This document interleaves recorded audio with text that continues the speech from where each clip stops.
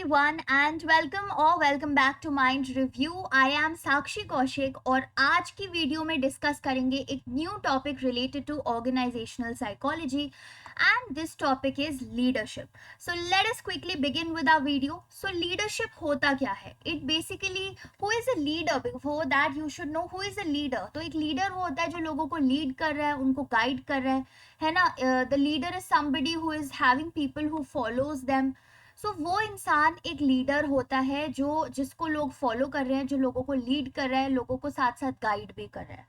And when we talk about leadership styles then it refers to a leader's manner of behaviour in work situation.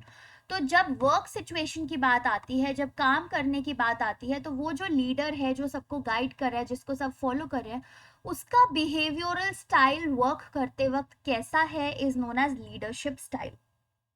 So in this video, we are going to cover three very important studies with respect to leadership. पहली study है bye ल्यूइन, लिपिट and white. तो ये तीन लोग थे जिन्होंने मिलकर ये स्टडी करी थी, ल्यूइन, लिपिट एंड वाइट. और जब इन्होंने ऑफ कोर्स स्टडी किस चीज पे करी थी? लीडरशिप स्टाइल्स पे करी थी, ठीक है. And they thought and they found out that there are three types of leadership that can exist in an organisation. ठीक है, तीन तरीकों की लीडरशिप है जो एक ऑर्गेनाइजेशन में हो सकती है: autocratic, democratic and laissez faire. So autocratic leadership is like the authoritarian leadership, ठीक है, जिसमें जो लीडर है in over here, because we are talking about the organisation, so we'll talk about the manager. तो ऑटोक्रेटिक लीडरशिप में एक बहुत ही authoritarian manager होता है जो कि पॉलिसीज और प्रोसीजर्स सिंपली डिक्टेट करके जाता है, वर्क को डायरेक्ट करता है without taking inputs from the members. So the manager in this case is very dictating. ठीक है, उसको पसंद है कि उसी के तरीके से सारा काम हो, जो भी काम करना है वो मैनेजर ही डायरेक्ट करेगा कि this is how you need to do the work. And the manager will not care about what are people's opinions or will not care about the subordinates inputs. सो वो एक फॉर्म ऑफ लीडरशिप होती है जिसको हम बोलते हैं autocratic leadership, which is authoritarian. Second type of leadership होती है डेमोक्रेटिक लीडरशिप. ठीक है, जैसे डेमोक्रेसी होती है, ठीक है, जिसमें इवन दो लोगों की से देखी जाती है, सुनी जाती है, लेकिन जो फाइनल से होती है वो अथॉरिटी के पास ही होती है. सो डेमोक्रेटिक लीडरशिप एक पार्टिसिपेटिव लीडरशिप स्टाइल है जिसमें जब भी कोई डिसीजन करना होता है, जब भी कोई काम करना होता है, तो सारे लोग एंगेज्ड होते हैं डिसीजन मेकिंग प्रोसेस में. सारे एम्प्लॉयज जो हैं, सबऑर्डिनेट्स जो हैं, वो मिलके पार्टिसिपेट करते हैं किसी भी प्रोजेक्ट में, किसी भी डिसीजन मेकिंग टास्क में. और जो हमारा मैनेजर है या जो हमारा लीडर है वो भी गाइडेंस ऑफर करते हैं to the group. But the thing is that even though everybody is involved in the decision making process, but जो leader है, that leader will retain the final say, the final decision power remains with the leader only. तो वो होता है आपका democratic leadership. तो autocratic, democratic and the third type is known as laissez faire leadership और also known as the delegative type of leadership. तो delegative type of leadership में क्या होता है कि हम अपना काम डेलीगेट कर देते हैं ना लोगों को, कि अपने ऊपर से काम छूटा और दूसरे लोगों को डेलीगेट कर दिया काम. तो उस तरीके की लीडरशिप को कहते हैं डेलीगेटिव लीडरशिप. सो यहाँ पे क्या है, जो लीडर है, जो मैनेजर है, बहुत ही ज़्यादा हैंड्स ऑफ होता है. दैट मीन्स जो अपनी ग्रुप है उसको या तो बहुत ही कम गाइडेंस देगा या बिल्कुल भी कोई गाइडेंस नहीं देगा about how the work should be carried out. ठीक है, डिसीजन मेकिंग की जो पावर है वो ग्रुप मेंबर्स के पास ही छोड़ देगा. तो सारी पावर वो एक लाइजे फेयर लीडर जो है सारी पावर ग्रुप मेंबर्स के ऊपर ही हैंड ओवर कर देता है.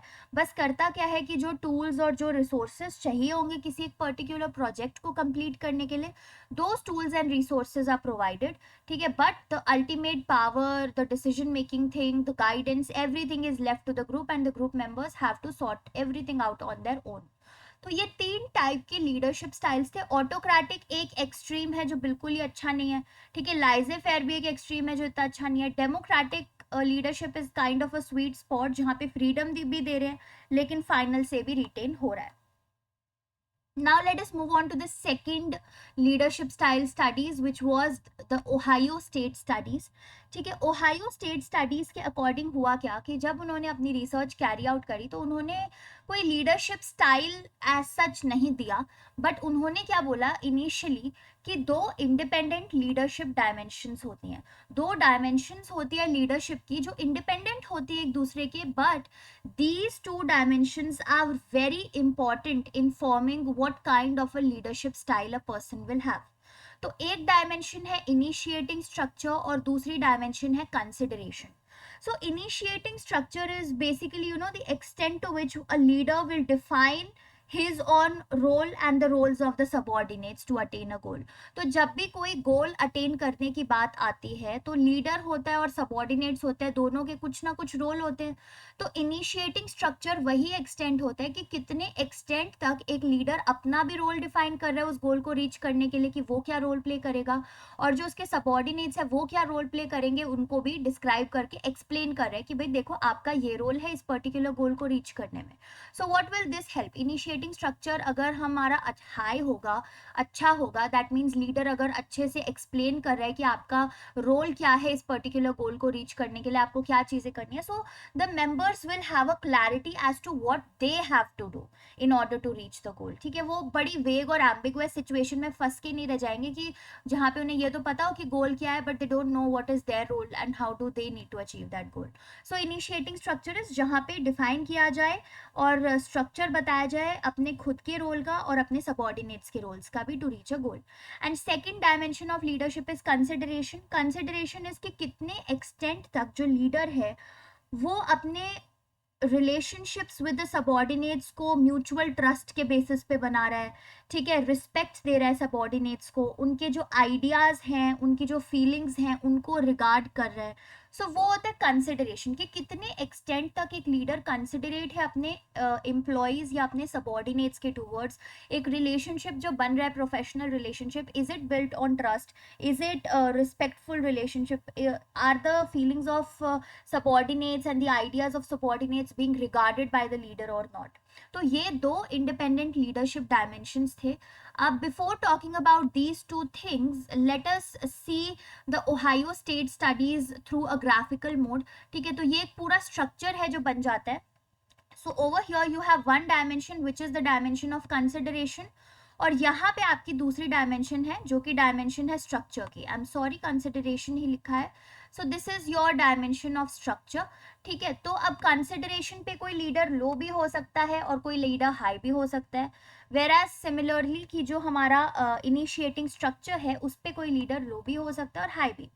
So what happens when a leader is high on consideration and low on structure? Quickly आप अपने उससे बताएंगे क्योंकि अभी आप समझ ही चुके हैं कि डायमेंशंस का मतलब क्या है. कि अगर कंसिडरेशन पे हाई है दैट मीन्स उसके प्रोफेशनल रिलेशंस अच्छे हैं, म्यूचुअल ट्रस्ट पे बिल्ट है, सब कुछ है.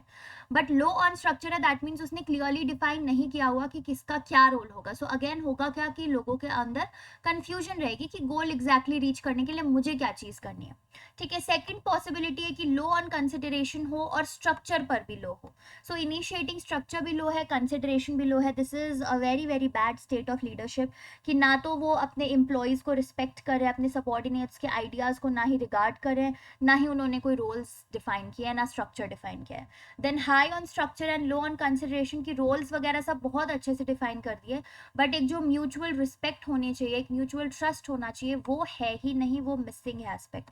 सो employees may not like working.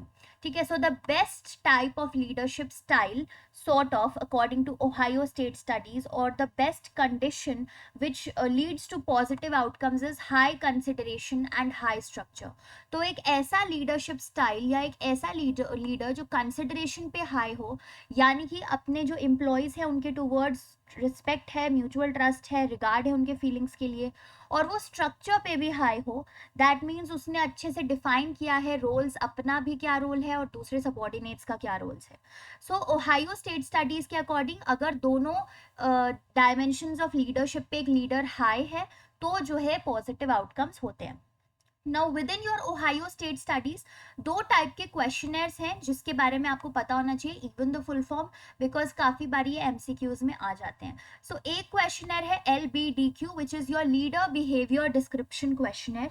इसमें होता क्या है कि ये क्वेश्चनर बेसिकली मेजर करता है the perception that the subordinates have of the leaders behaviour.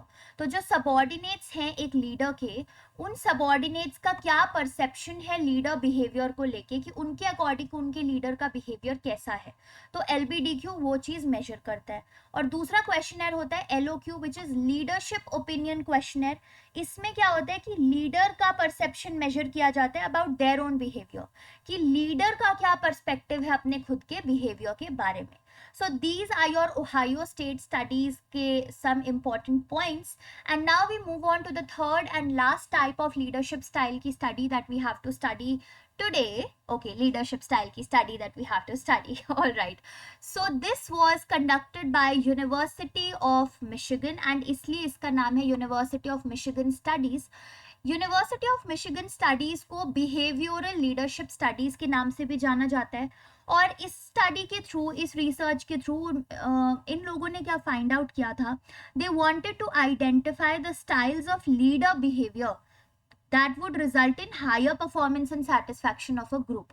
तो behavioral leadership studies के थ्रू वो एक ही चीज आइडेंटिफाई करने चाहते थे कि एक लीडर का कैसा बिहेवियर होगा जो एम्प्लॉयज के लिए अच्छा रहेगा, जो उनकी परफॉर्मेंस इंक्रीज करेगा, जो उनकी सेटिस्फैक्शन जो है जॉब को लेके वो इंक्रीज करेगा।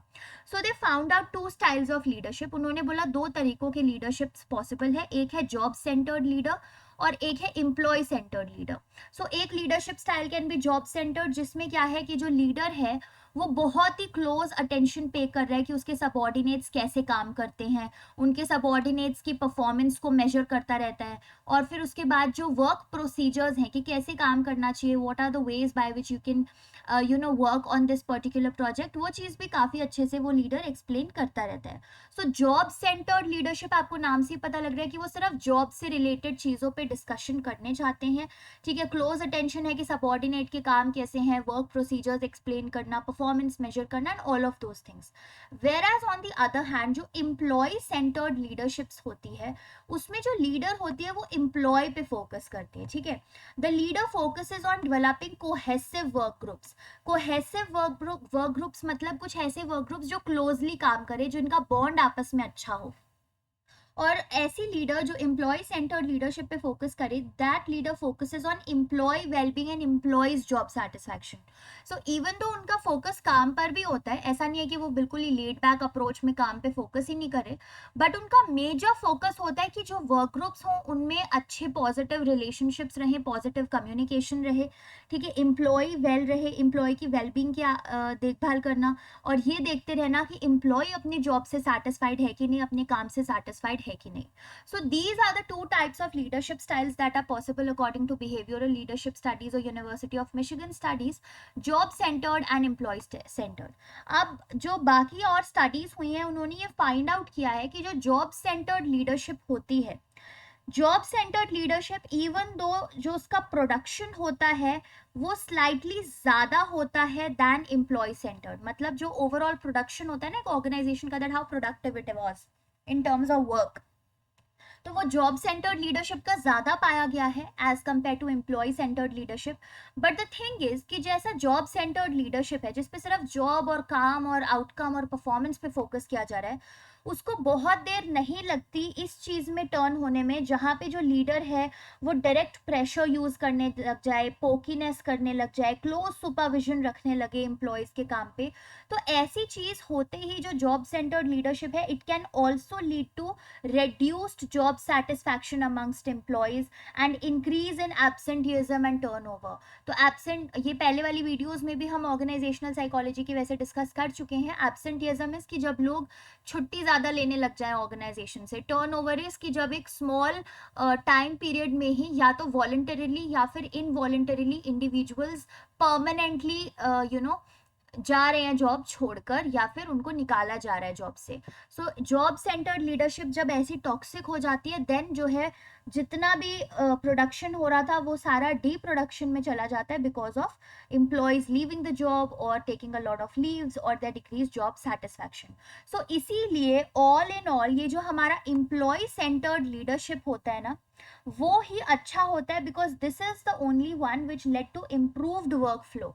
इसने जो है वर्क फ्लो को इम्प्रूव किया और जो इंटरेक्शंस थे ग्रुप मेंबर्स और एम्प्लॉयज़ के आपस में, सबॉर्डिनेट्स के जो इंटरेक्शंस होते हैं उसको ज़्यादा कोहेसिव और अच्छा बनाया. और इन टर्न उससे क्या हुआ कि एम्प्लॉय की सेटिस्फैक्शन भी इंक्रीज हुई और जो एब्सेंटिज्म और टर्नओवर था वो डिक्रीज होने लगा. लोग कम छुट्टी मारने लगे, कम उनका जो है परमानेंट या वॉलंटरीली परमानेंट रिडक्शन हुआ या involuntarily. So these are the 3 important leadership style की बेस पे स्टडी जो मुझे आज के वीडियो में आप लोगों के साथ डिस्कस करना था. And that is it for today's video. I hope that you have understood most of the concepts. अगर कोई डाउट है तो you can ask in the comment section below. There are a lot more leadership studies that exist, सिर्फ ये 3 नहीं है. But since we are mostly focusing on the undergraduate level, तो ये इसीलिए मैंने ये 3 स्टडीज ऑफ लीडरशिप ही मेनली डिस्कस करी है. And if you want to read more about leadership styles, go on and read more research papers and books. ठीक है, आप लोग पढ़ सकते हैं अपने खुद से इनिशिएटिव लेके. Till then, I would request you that if you haven't shared this channel with your friends जो psychology में interested है, then please do so यार. Please share the channel. And जो psychology entrances Let's Crack It series है, उसमें आप लोग जो पुरानी videos हैं वो भी देख सकते हैं through the playlist link that is present in the description box. Till then, have a very good day. Bye bye, everyone, and make sure that you keep studying and resting.